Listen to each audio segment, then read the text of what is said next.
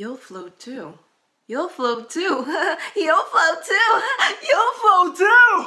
You'll float too. You'll float too.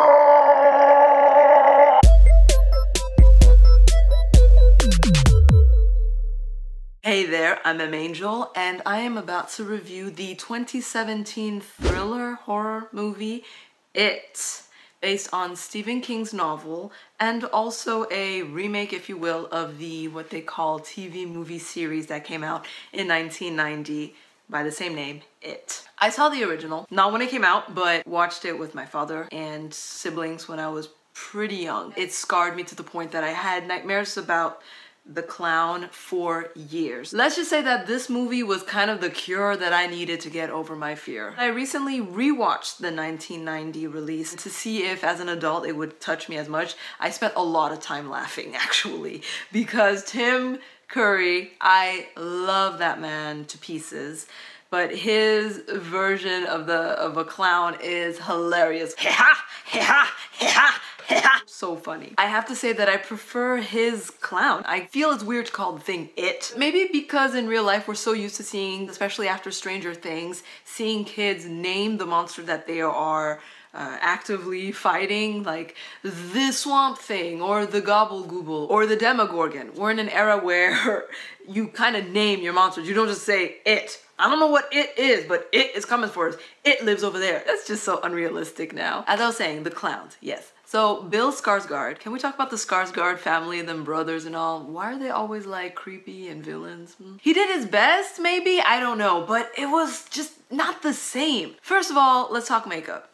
The fact that the 1990s clown had that drab CVS cheap quality makeup, it added to it how terrifying he looked because he was so poorly made up. But here we had like studio production makeup on, just spotless, perfect lipstick, even though it went up like, I guess, devil's horns or toro horns. It just didn't come across as creepy. And then the voice. I much prefer the Krusty the Clown, old smoker, miserable man who couldn't succeed in his life, and he's like, hi kids, but then backstage he's just like, yeah, get out of my face. I prefer Tim Curry's voice and his kind of gruff delivery to this. What was it? Sometimes it sounded like Yoda. I was like, you float too, float. Oh. And it also kind of sounded like baby talk, the way he would talk sometimes. You know, the way when you see a baby, you're like, oh, you're the cutest little thing, you're so cute. So it sounded like Yoda baby talk, and it wasn't creepy to me, it was just weird. You want to know something, little kid? Come over here and I'll show you what you don't say.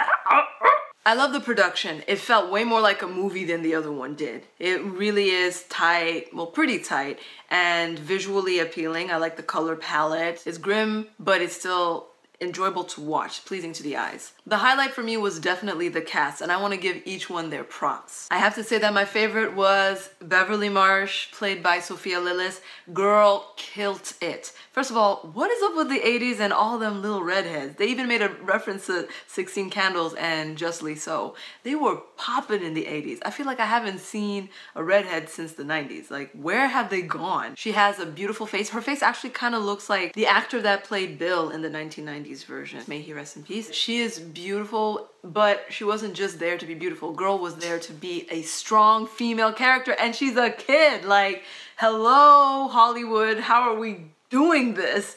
She nailed it. She was brave, she was present, and her character had this complex relationship with sexuality and pedophilia, but it wasn't used for titillation. It was actually part of a story, and she was a real character. Maybe it's due to the directors. Maybe the director who did the 1990s version didn't know how to write this girl into the story well enough. It was a different era, but this director did her justice. The kid who played Ben, Jeremy Ray Taylor, did also a fantastic job, but the writers also, I want to give them credit, because we had this, let's say, a chubby kid, but that wasn't his role in the movie. He wasn't like the Goonies' Chunk, who was all about that weight. He was known as the new kid, and he was given a personality, kind of like in Super 8 too. The stronger kid wasn't the fat kid. He was kind of a leader actually. And I love how he liked New Kids on the Block and he was a little nerd and he wasn't ashamed of being an intellectual. Richie, played by Finn Wolfhard, our little Stranger Things lead,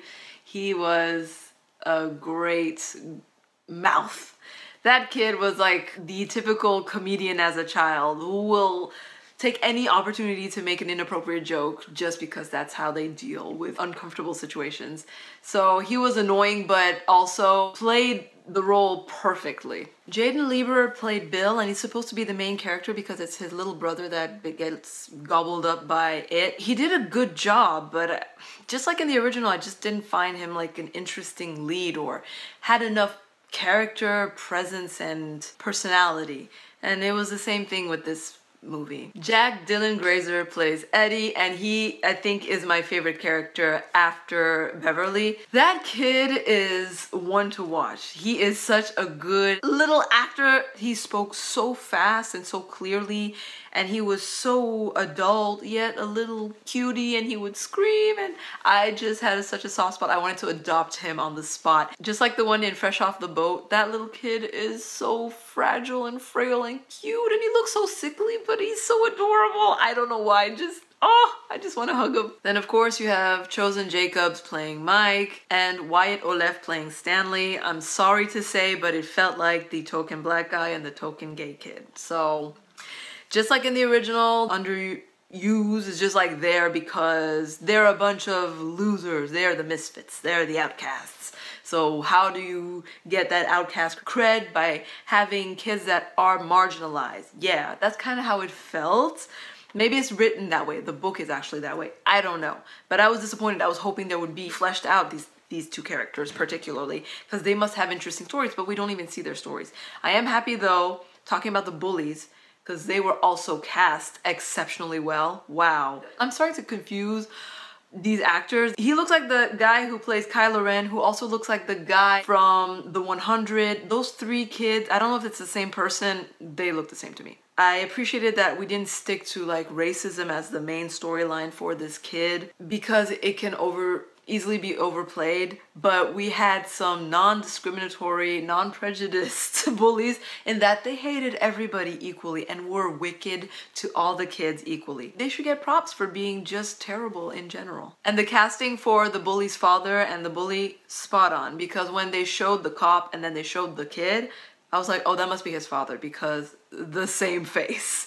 And of course, he's angry and he's a bully, and we've seen the storyline before of the cop's kid who is a terrible person because daddy doesn't know how to hug me. He wants me to be a tough man, blah, blah, blah, and he hugs me with his fist in the face. So I'm going to be a bully because I'm frustrated and I don't know how to let those emotions out because I don't have an outlet because mom is beaten by dad and she can't stand up for me either. Been done before, and sadly it's a reality for some people. It's done well. It's done well. I'm not criticizing it. I'm just saying it's a trope at this point, but it was executed well. It actually took a really dark turn that I did not see coming. As I said, overall for me, the movie wasn't so scary. I thought it was frustrating that this monster is so unbeatable and yet the kids keep trying to destroy it, but it seems like it's too strong. And you did mention that its strength lies in your fear. So I was like, put that little comedian Richie in the forefront, make him tell jokes, start laughing in its face, and it's gonna be like, laughter, I hate the sound, blah, blah, blah. It was a theory. What interested me the most about this movie was the town itself, Derry, and the people of Derry, because I found it fascinating how the kids' real lives were way scarier and more unsettling than this creature that's like running around killing kids. It's an allegory, I imagine, and an exaggeration of what a poor, distressed small town must be like, where people's lives are so difficult and so dreary that something like a missing children's epidemic doesn't seem to faze the adults or mobilize them to create something like a neighborhood watch that you would see like in Desperate Housewives. Or have the parents be more vigilant, more protective of their children. They don't seem to care or to realize what's going on or to worry. They let the kids roam and be adults in a way where they're taking care of themselves, running around unsupervised, unaccounted for, and with no accountability. And that I found was really creepy. And then the undertones of pedophilia and abuse and all that, it made me very uncomfortable. And I was like, there's the horror. And the fact that the adults are so asleep to what's going on in their children's lives, I guess is represented in the fact that they do not see the clown and its antics and pranks. They are oblivious to it. Some good writing there. Good job, Steven. Like I said, the day-to-day lives and the acting of the children and the interaction of the cast was interesting enough for me to be down for this part 2, you know? And I'm kind of curious to see who they're going to cast as the adult versions of these characters. If you have any ideas, let us know in the comment section below. Overall, I would say, yeah, I would recommend this movie if you do enjoy horror movies, but you don't like gore, you don't find out much about it and its origins and everything. I knew coming into it because that was the case with the 1990s version, so I knew I was going to be dissatisfied in that sense because I'm a type of person who likes a good horror thriller with a story. But it's still interesting to watch just for the cast. If you like Stranger Things and The Goonies and The Conjuring, you can watch this. Okay, I've said more than enough. If I didn't mention anything, it's your turn to speak. I don't know. What do you think? What did you think of it? Let us know in the comment section below. Click on that like button, subscribe to Music and News if you haven't already, and take care of yourselves. I'll see you soon. I'm Angel, signing off.